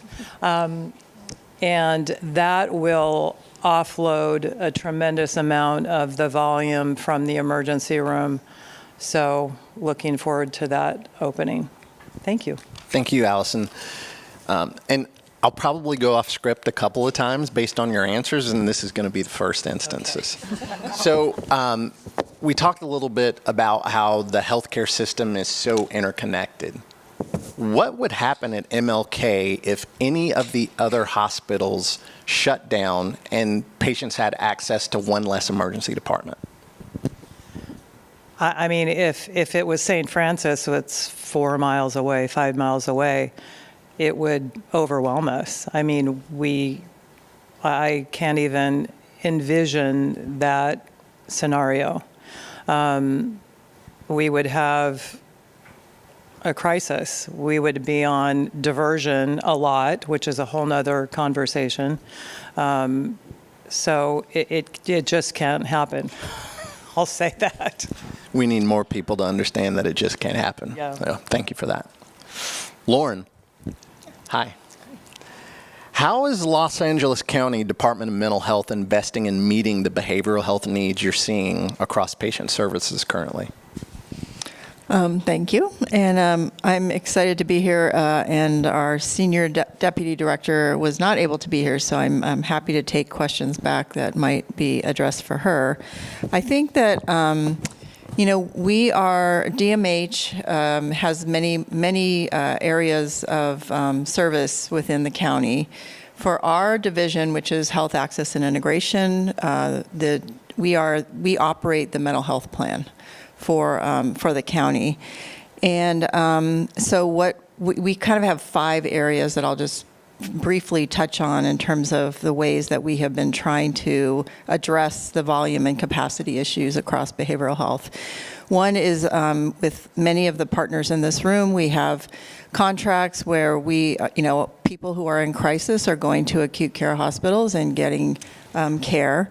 And so we have our DMH treatment and authorization teams, our TAR teams that actually process those folks and really try and get those folks work with you to discharge and get those people to care.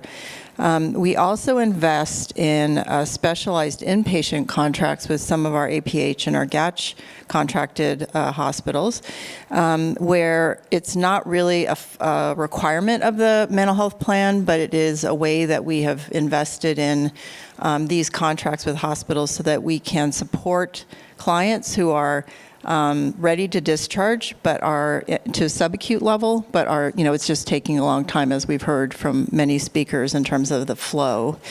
We also have invested heavily in the contracts that we have and the facilities we have for the urgent care centers.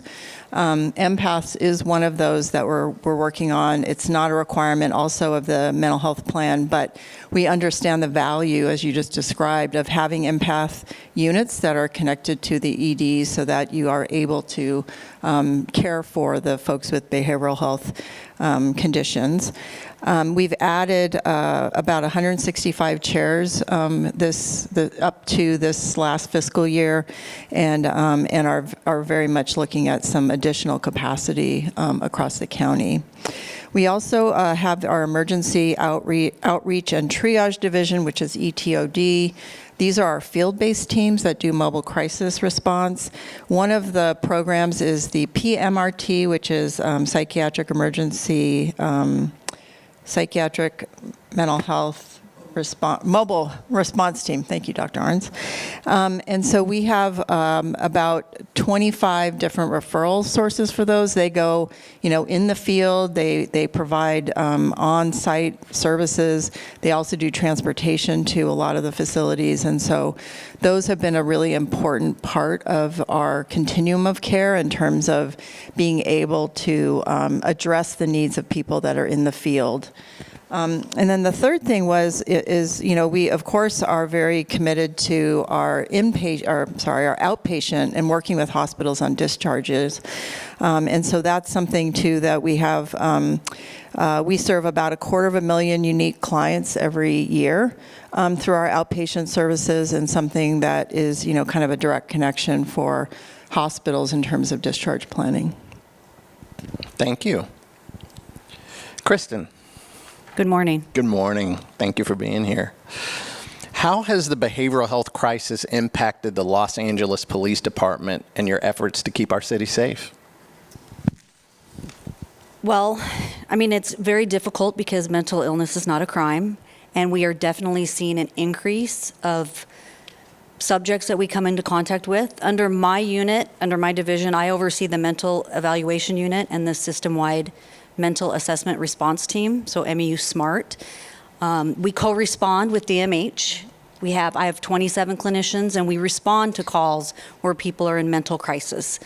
So we have a great program with our department, but we need more resources and more training. And so we have been leading the forefront from the LAPD across the nation. We do a lot of training with other agencies. It's a struggle though, because we have people that are suffering from mental illness that don't want help.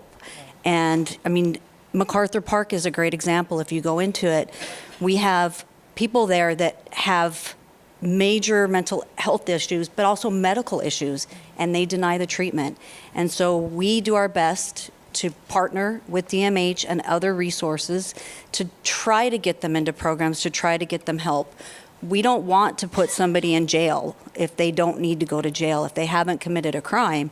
So it's been a struggle, and we're just constantly trying to find new ways to do outreach and to work with people to get them the help they need before they go into the criminal justice system, especially our youth. So it's been a struggle. Appreciate that. Going off script again. Okay. So as you probably know, violence in the healthcare setting inside of our hospitals is a huge issue. It's rising. When you look at the labor statistics, you would actually think working in a hospital is one of the most dangerous places to work when you look at the incidents of violence that occur. How much interaction do you in your role have directly with the leadership or operational teams within hospitals, and do you think there are opportunities to increase the engagement and the education process that you have in place with hospitals?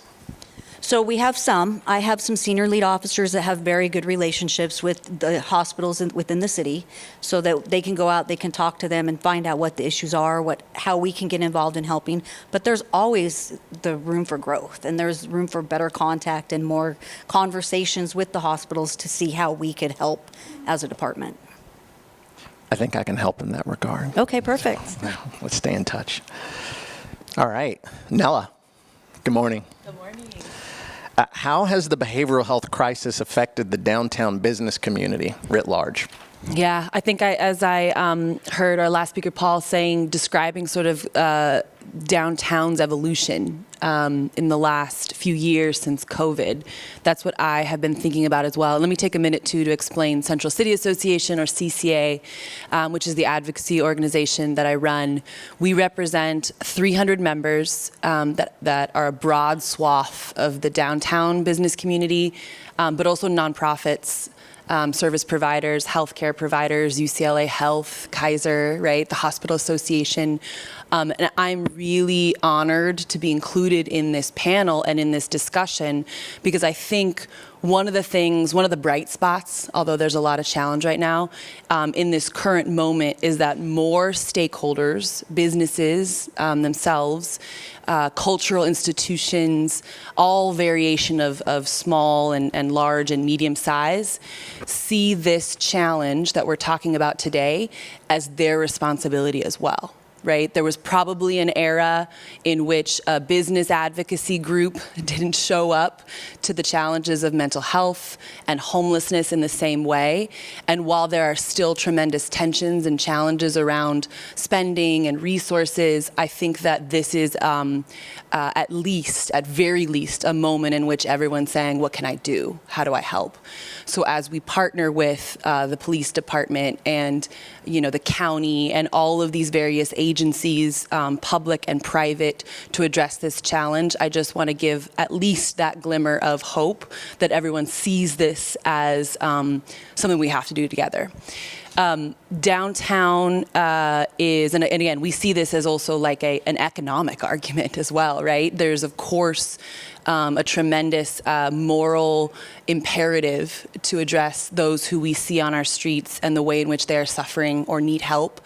But when you think about downtown's contribution to the city's tax base, it's about a third of business parking and TOT, which is the hotel tax revenue. In the last few years, we have seen in these downtown zip codes the business tax category decline by about 18%. And so when you think about, again, and I'm here to try to learn and educate the decision makers and the electeds, right, who are grappling with resources, they need to think about the way in which investment in these services, and many people on this panel who have more degrees and badges than I do, thinking about how their work translates to more and better outcomes across the city. So I think one of the things that's happened in downtown, right, with a population that's probably, depending on how you count, 20% of the full city's unhoused population, which, I know that not all of those folks are dealing with mental health or behavioral health crises, but many are, right? We have to keep making the case that addressing this meaningfully, systemically, and in a coordinated way stands to benefit all of us.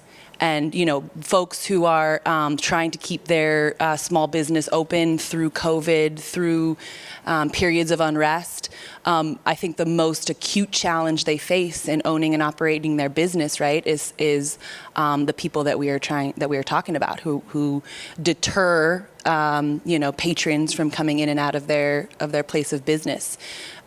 I continue to be encouraged by the banding together that I see. Just this morning, CCA released our downtown recovery plan, and I heard residents and small business owners say, we need training in administering Narcan. We need training. We would like to do more.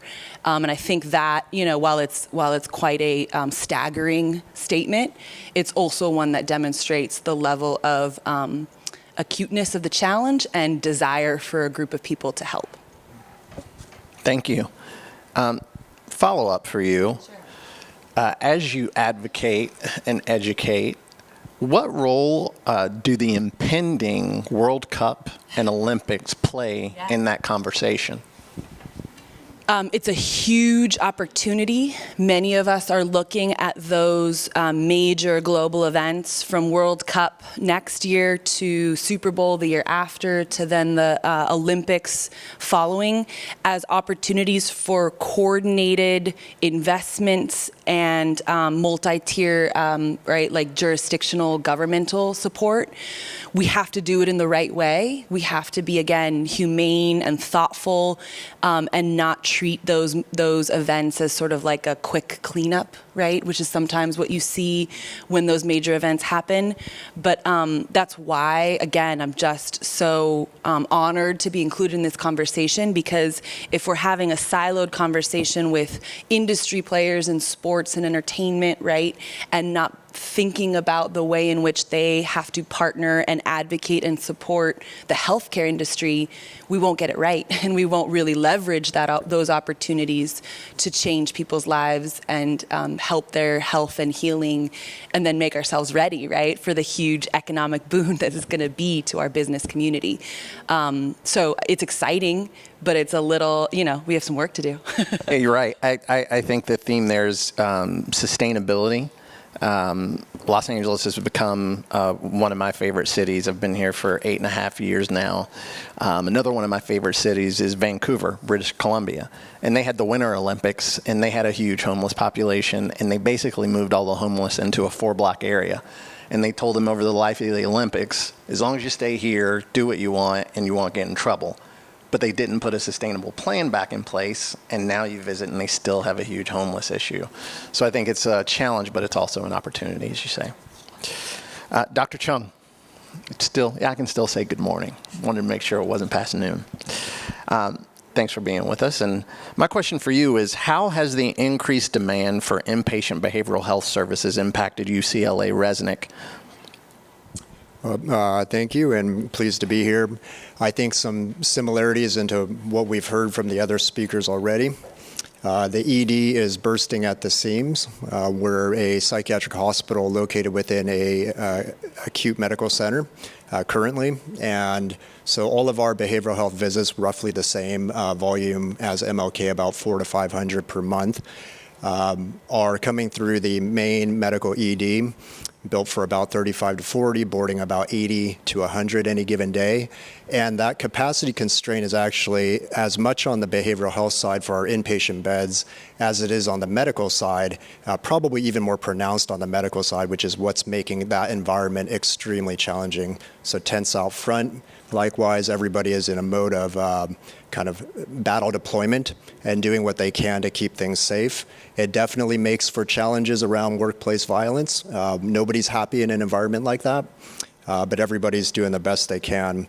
I'll add that there's some subspecialty populations that we're seeing a lot of over the past many years. Individuals across the entire age spectrum with autism or developmental disorders, increasingly not fit to be taken care of anywhere by the systems that exist, and wind up in the emergency departments where a lot of psychiatric hospitals really struggle to figure out how to help them. We've been doing our best to increase our resources to do that. Medically complex psychiatric patients, of which I think we'll tend to see more of with SB 43 coming in, probably a good thing, but it's going to be a huge challenge for our psychiatric hospitals and our medical hospitals to figure out what's the right care environment for them. Those individuals increasingly may have conditions like catatonia, for example, that we get a lot of calls from surrounding hospitals all over LA County and beyond, where they need some subspecialty services that we can offer, like electroconvulsive therapy, which frankly can be life-saving for them, but we are really maxed out in terms of our capacity and looking how we can expand services like that. Thank you. Off script. Speaking of expanding capacity, I know Janice Viso was the chair of HASC last year, and behavioral health is an issue that is near and dear to her heart. And she, I know, is leading a charge to expand behavioral health services for UCLA. What are your thoughts about expansion? It's a brave and bold move because, as we know, the reimbursement for behavioral health is not what it should be. So can you give us some insights into, or some insights into what thought went into that expansion? Well, I have to say I'm very grateful and proud of UCLA for investing in expansion in behavioral health. That is definitely not an easy thing to do. And you look, I'm the chief medical officer of the hospital. I have to worry a little bit less about that and more about the patient care. But it is directly in front of us in terms of how we do that in a responsible and sustainable way. And that is increasingly difficult based on everything that folks have said earlier today. Every bed we open, we lose more money. Bottom line. Okay, and that has to be a cross subsidy from the medical center, actually, for the med-surg beds. They're losing more money because of the payer shift mix. So the ability to expand our beds, and for those who aren't aware in this room, UCLA Health is building a new neuropsychiatric hospital to relocate the current 74 beds into what used to be the Olympia Medical Center. Full renovation. Future state 119 inpatient beds, expansion across all age groups, child, adolescent, all the way down to age 4, no age limit at the upper range, with a empath or a crisis stabilization unit or a psychiatric emergency service, depending on which entity you're talking to, of 20 beds at the base of that hospital. This will be a huge benefit, I think, to everyone in the region. I am seeing the signs that we may have to be very careful about how we do that growth beyond our 74 because it's currently not a financially viable operation. Well, thank you for sharing, and again, kudos to UCLA for leading that expansion. Coming back to Allison, you mentioned MLK is in the process of building an empath unit. What services will this unit provide, and how might it relieve some of the pressure in the emergency department? So just psychiatric services from a crisis stabilization standpoint. So it's slated to be a 23-hour holding center, if you will. And if patients are in need of services beyond that 23 hours, then we will seek to transfer to a higher level of care. But all of the data shows that rapid assessment and treatment for this population really does work. And hopefully, the majority of the patients that we will see will not need to be admitted for further intensive care. So it really, it's a game changer for us. And it hasn't been mentioned, but the Prop 1 funding that is in play is hopefully we'll be able to see more facilities like this come into play. It's a little tricky, and I'll just say from a licensing perspective at CDPH, there's no code in Title 22 for how to license these facilities, and some are running into some roadblocks. So hopefully we are navigating those roadblocks. We're working with DMH, our partners, in our contract with them, and the assessment. When we get that, we'll have not an assessment, I'm blanking, a licensing by DMH and by CDPH. So it's a game changer for MLK and our community. Well, we're hopeful that you can overcome some of those challenges. And obviously, HASC, along with CHA, we work with our state partners. And if there's assistance is needed, we know you and Elaine will call us. I know that. I know. Lauren, what innovative programs and services are being developed to address behavioral health needs? And also, I have to ask, again off script, in this environment where we know so much funding is being pulled back, not just by the feds, but by the state, and all of this trickles down to our counties and cities, what role does that play as you try and come up with innovation to address these needs? Is there planning that's occurring for 2027, 2028, when a lot of these cuts hit? The Health Access and Integration Unit, which is our acute, subacute, residential, we manage all those beds, is involved in probably 10 plus initiatives that are happening, a lot with the state. We have, I think, over the last 2 years or so, made a very concerted effort to increase capacity. We are also looking ahead, so we're projecting at least a couple years out in terms of what beds are in the pipeline, also with the BHCIP, the Behavioral Health Continuum Infrastructure funding, the Prop 1 funding. And so in the next 2 years, we hope to bring on about over 700 new beds or chairs into our DMH network. So hopefully that's a little light at the end of the tunnel. I think just for BHCIP, and we've been managing that now for the last 3 years, starting with round 3. There's now, and we went back and looked at the awards, I think there's 14 awards for acute, PUF, APH, and even PRTF levels of care that are going to be added, to the LA County network. So I think that hopefully is encouraging.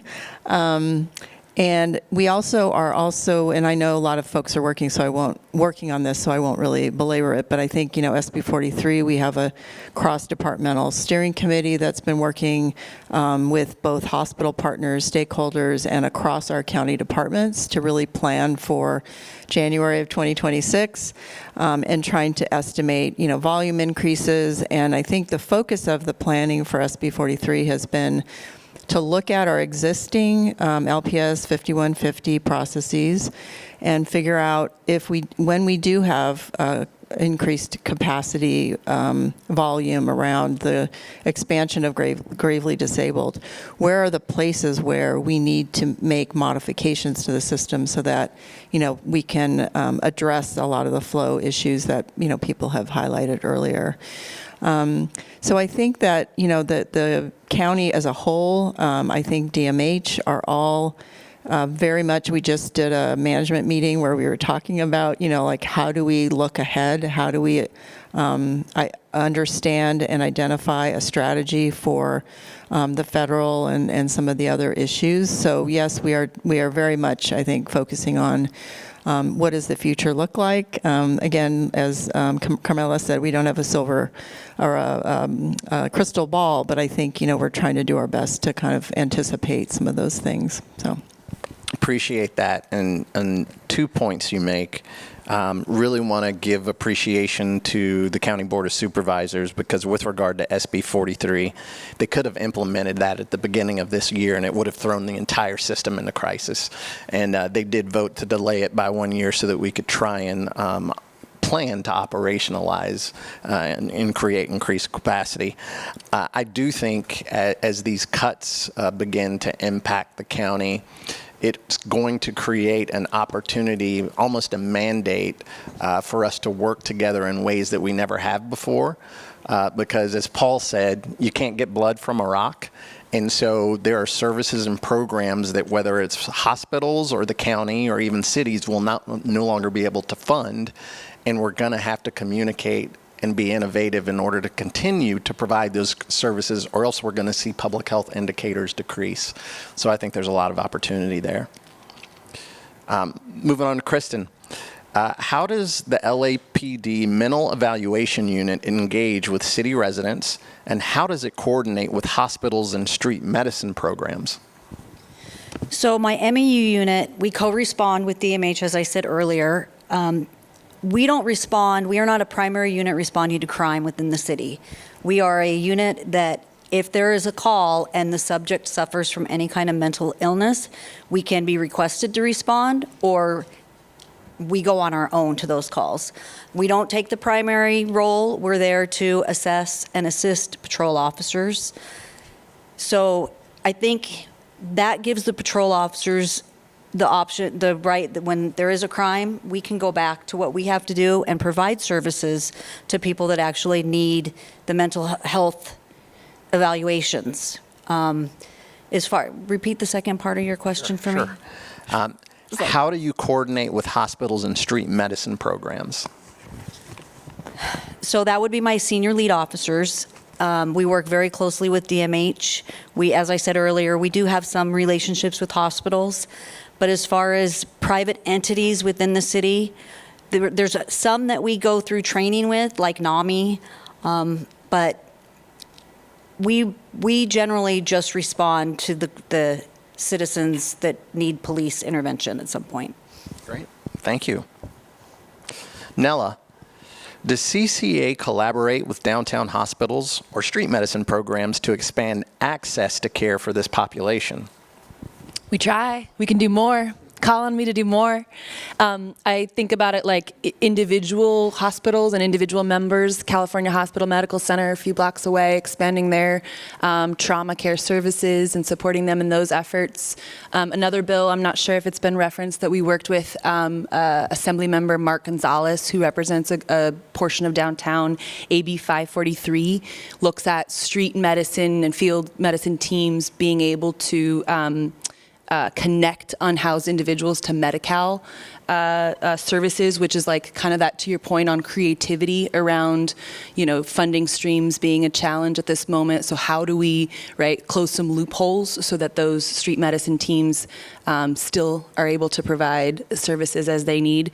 I think about how we could probably do more to connect and ensure that legislation like that is appropriately partnering with like MLK, right? Or we work with the USC street medicine team quite a bit as well. No UCLA, USC competitiveness on the panel here. Better throw ASU into that. That's right. ASU, who has been a tremendous, sort of stakeholder and anchor in downtown Los Angeles. So those are among the things that we can do, but I think that's in large part of my presence here is to hear more, about what we can be doing. And I want to even double click one more time that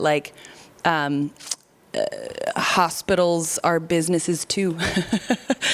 And enough has been said about that. I don't need to tell this audience that, but we ought to keep making that argument, and I'm going to uplift that in the spaces and conversations that I'm in around funding, whether it's local or state or otherwise, because if, again, we all benefit from solving these challenges, and it's a barrier or not to any other business being able to operate, that's how we have to think about this challenge. And so I welcome even more ideas from this panel about how CCA can do those efforts. Thank you. Number one, you're right. Hospitals are a business. No margin, no mission. And we have too many hospitals right now that aren't that don't have a positive margin. And then number two, with regard to street medicine, and you mentioned getting those individuals connected or signed up for Medicaid, stay in touch with Adina and Paul, because we actually have a team called Eligibility on Site. They have a great skill set in working directly with hospitals to get individuals who present, who are eligible for Medicaid, signed up. So there might be a skill set that we could share with you there. So thank you. Closing us out for today, Dr. Chung, what is the greatest challenge your hospital faces in meeting the needs of the population you serve? We may have said some of this before, but I'd like to hear it from your own. Yeah, one more time, sustainability. Okay. So, that's been underscored. So I'll say an additional point that was raised is this pipeline concept and the throughput. The end of the pipeline is where to after the hospital. That's a huge, huge issue. High quality aftercare services are in short supply. That results in a very high readmission rate in LA County within 30 days. And this kind of concept of the revolving door back through the entire system all over again, not good for the patient, not good for the hospitals, not good for the community. So a lot to be done in terms of building out, and I know DMH is working on a lot of this, high quality aftercare services.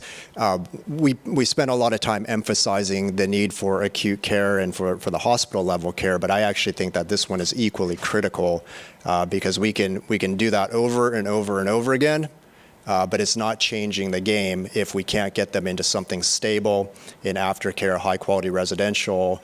You just mentioned recuperative cares, which are a great avenue, boarding cares. And the tension is even more magnified by a lot of the push towards conservatorship, more and more conservatorship. There's not enough places for people to go who are conserved. It's a great landing point. Could not agree with you more. As we have dug into behavioral health issues as we look at our recuperative care. We've done a look back, and the erosion of community-based services over the past 2 decades leads to a lot of the problems that you just mentioned. We're obviously not in an environment right now from a fiscal perspective to think that there's going to be a huge build-out of community-based services, but there is a need because you cannot solve throughput without, as you stated, having a place for individuals to go that does not result in them just bouncing back into an emergency department. And I think it's got to be a main focus of how we work together moving forward, even in this difficult environment. With that, would everyone help me in thanking our panel for participating today? Thank you very much. Thank you.